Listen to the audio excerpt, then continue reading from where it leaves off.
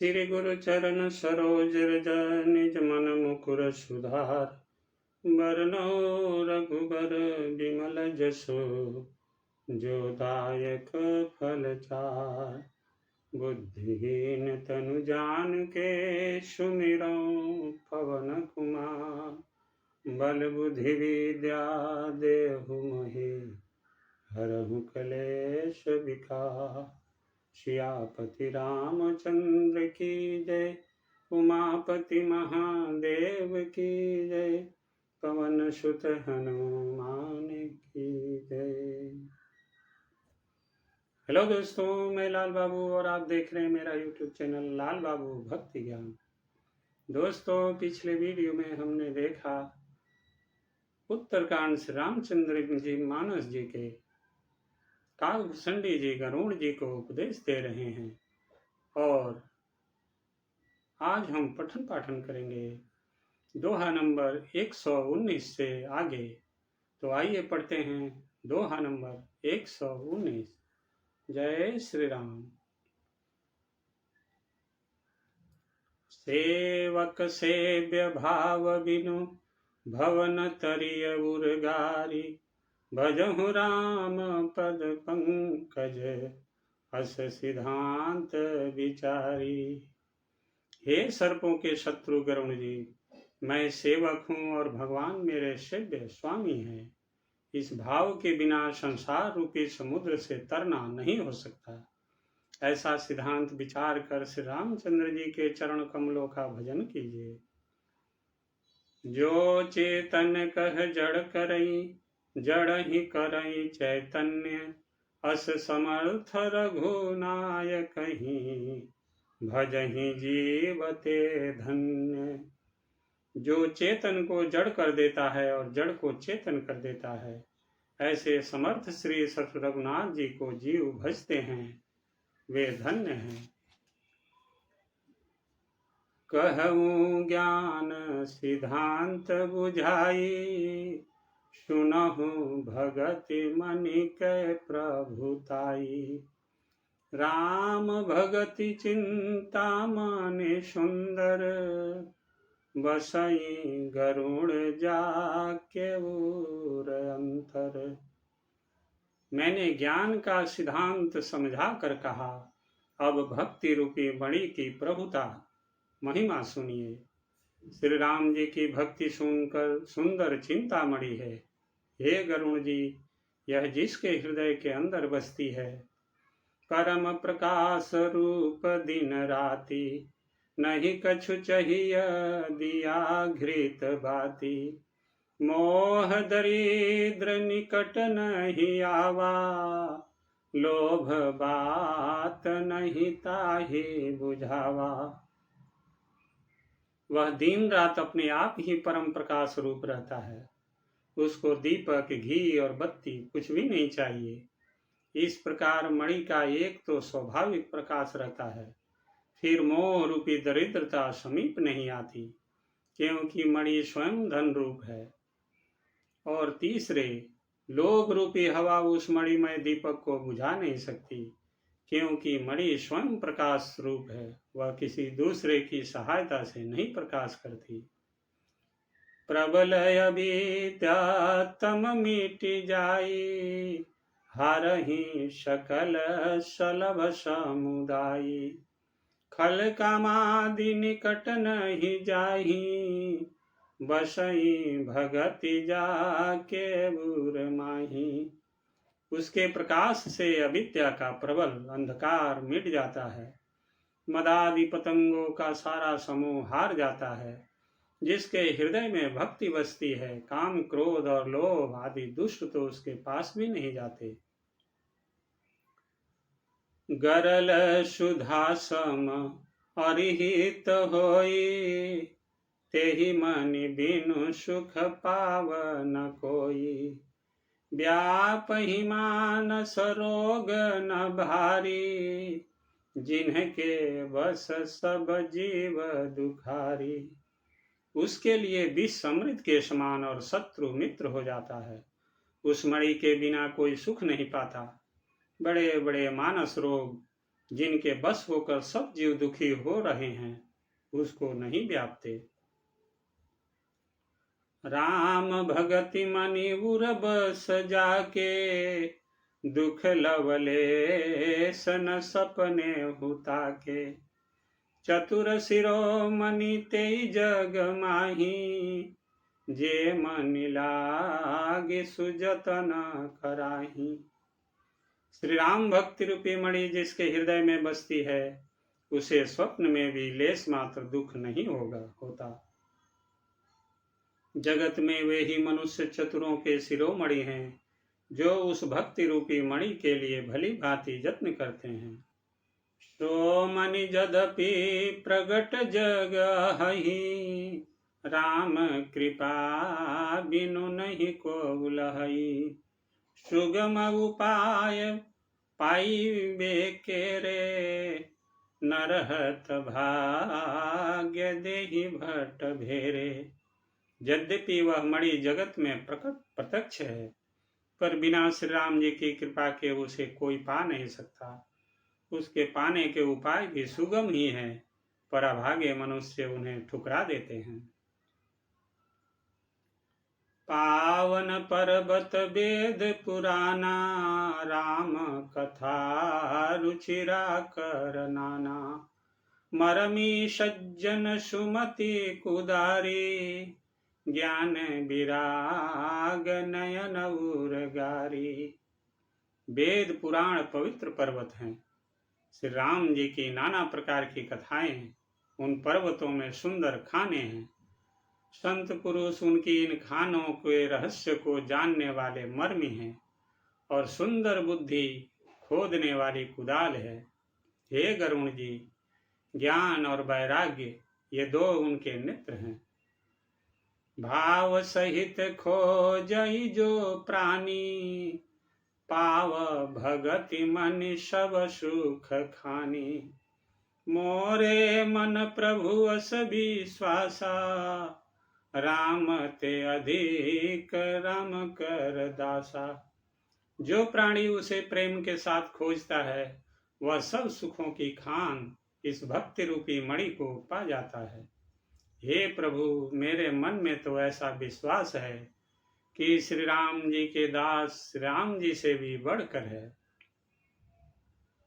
राम सिंधु घन सज्जन धीरा, चंदन तरु हरि संत समीरा। सब कर फल हरि भगति सुहाई, सो बिनु संत न काहू पाई। श्री रामचंद्र जी समुद्र हैं तो धीर संत पुरुष मेघ है। श्री हरि चंदन के वृक्ष हैं तो संत पवन है। सब साधनों का फल सुंदर हरि भक्ति ही है, उसे संत के बिना किसी ने नहीं पाया। अस विचारि जोई कर सतसंगा, राम भगति तेहि सुलभ विहंगा। ऐसा विचार कर जो भी संतों का संग करता है, हे गरुण जी, उसके लिए श्री राम जी की भक्ति सुलभ हो जाती है। ब्रह्म पयो निधि मंदर, ज्ञान संत सुरयाही। कथा सुधा मथि काढ़ही, भगति मधुरता जाही। ब्रह्म वेद समुद्र है, ज्ञान मंदराचल है और संत देवता है। जो उस समुद्र को मथ कर कथा रूपी अमृत निकालते हैं, जिसमें भक्ति रूपी मधुरता बसी रहती है। विरति चर्म यश ज्ञान मद, लोभ मोह हरि पुमारि। जय पाइये सो हरि भगति, देखु खगेश विचारी। वैराग्य रूपी ढाल से अपने को बचाते हुए और ज्ञान रूपी तलवार से मद लोभ और मोह रूपी बैरियों को मारकर जो विजय प्राप्त करती है, वह हरि भक्ति ही है। हे पक्षीराज, इसे विचार कर देखिए। पुनिस प्रेम बोले खगराऊ, जो कृपाल मोहि ऊपर भाऊ। नाथ मोहि निज सेवक जानी, सप्त प्रश्न मम कहूँ बखानी। पक्षीराज गरुण जी फिर प्रेम सहित बोले, हे कृपालु, यदि मुझ पर आपका प्रेम है तो हे नाथ, मुझे अपना सेवक जानकर मेरे 7 प्रश्नों के उत्तर बखान कर कहिए। प्रथम ही कहूँ नाथ मति धीरा, सबते दुर्लभ कवन शरीरा। बड़ दुख कवन कवन सुख भारी, सौ संक्षेप ही कहूँ विचारी। हे नाथ, हे धीर बुद्धि, पहले तो यह बताइए कि सबसे दुर्लभ कौन सा शरीर है, फिर सबसे बड़ा दुख कौन है और सबसे बड़ा सुख कौन है, यह भी विचार कर संक्षेप में ही कहिए।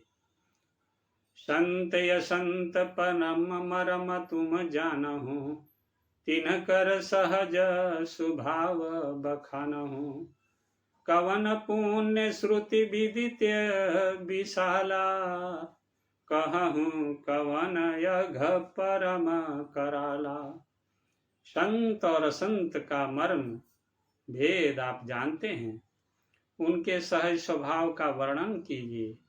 फिर कहिए कि श्रुतियों में प्रसिद्ध सबसे महान पुण्य कौन सा है और सबसे महान भयंकर पाप कौन है।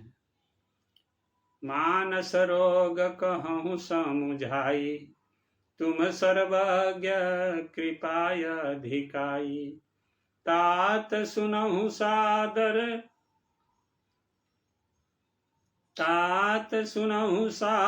यति प्रीति, मैं संक्षेप कहूँ यह नीति।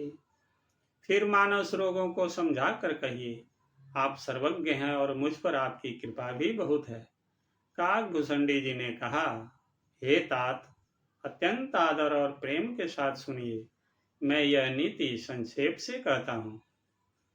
नरतन सम नहीं कवने उदेही, जीव चराचर जांचत तेहि। नरक स्वर्ग अपवर्ग निशेनी, ज्ञान विराग भगति शुभ देनी। मनुष्य शरीर के समान कोई शरीर नहीं है, चर अचर सभी जीव उसकी याचना करते हैं। यह मनुष्य शरीर नरक, स्वर्ग और मोक्ष की सीढ़ी है तथा कल्याणकारी ज्ञान, वैराग्य और भक्ति को देने वाला है। सो तनु धरे हरि भजहि न जे नर, हो ही विषय रत मंद मंद तर। कांच की रची बदले तेले ही, करते डारी परस मानि देही। ऐसे मनुष्य शरीर को धारण करके भी जो लोग श्री हरि का भजन नहीं करते और नीच से भी नीच विषयों में अनुरक्त रहते हैं, ये पारसमणि को हाथ से फेंक देते हैं और बदले में कांच के टुकड़े ले लेते हैं। नहीं दरिद्र सम दुख जग माही, संत मिलन सम सुख जग नाही। पर उपकार बचन मन काया, संत सहज स्वभाव खगराया। जगत में दरिद्रता के समान दुख नहीं है तथा संतों के मिलन के समान जगत में सुख नहीं है। और हे पक्षीराज, मन, वचन और शरीर से परोपकार करना यह संतों का सहज स्वभाव है। संत सहहि दुख परहित लागी, पर दुख हेतु असंत अभागी। भूज तरु सम संत कृपाला, परहित नीति सह विपति विशाला। संत दूसरे की भलाई के लिए दुख सहते हैं और अभागे संत दूसरों को दुख पहुंचाने के लिए। कृपालु संत भोज के वृक्ष के समान दूसरे के हित के लिए भारी विपत्ति सहते हैं, अपनी खाल तक उधड़वा लेते हैं। सनैव खल पर बंधन करई, खाल कढ़ाई विपत्ति सही मरई। खल बिनु स्वार्थ परोपकारी, अहिमूषक इव सुनुर गारी। किंतु दुष्ट लोग सन की भांति दूसरों को बांधते हैं और उन्हें बांधने के लिए अपनी खाल खिंचवा कर विपत्ति सहकर मर जाते हैं। हे सर्पों के शत्रु गरुण जी सुनिए, दुष्ट बिना किसी स्वार्थ के सांप और चूहे के समान अकारण ही दूसरे का उपकार करते हैं। पर संपदा विनाशी न साही, जिमि ससी हति हिम उपल बिलाही। दुष्ट हृदय जग आरती हेतु, जथा प्रसिद्धय धम ग्रह केतु। वे पराई संपत्ति का नाश करके स्वयं नष्ट हो जाते हैं, जैसी खेती का नाश करके ओले नष्ट हो जाते हैं। दुष्ट का बुद्ध उन्नति प्रसिद्ध धम ग्रह केतु के उदय के भांति जगत के दुख के लिए ही होता है। संत उदय संतत सुखकारी, विश्व सुखद जिमि इंदु तमारी।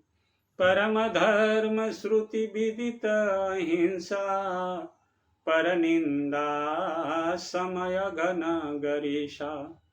और संतों का अभ्युदय सदा ही सुखकर होता है, जैसे चंद्रमा और सूर्य का उदय विश्व भर के लिए सुखदायक है। वेदों में अहिंसा को परम धर्म माना है और पर निंदा के समान भारी पाप नहीं है। हर गुर निंदक दादुर होई, जन्म सहस्त्र पावत न सोई।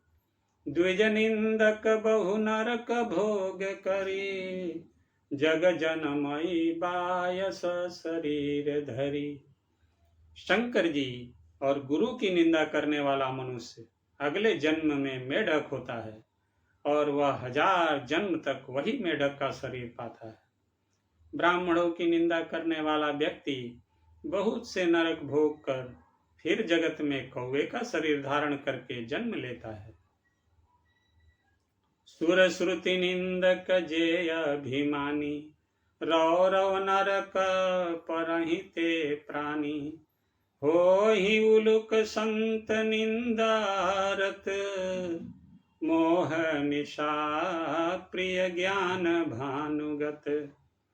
जो अभिमानी जीव देवताओं और वेदों की निंदा करते हैं, वे रौरव नरक में पड़ते हैं।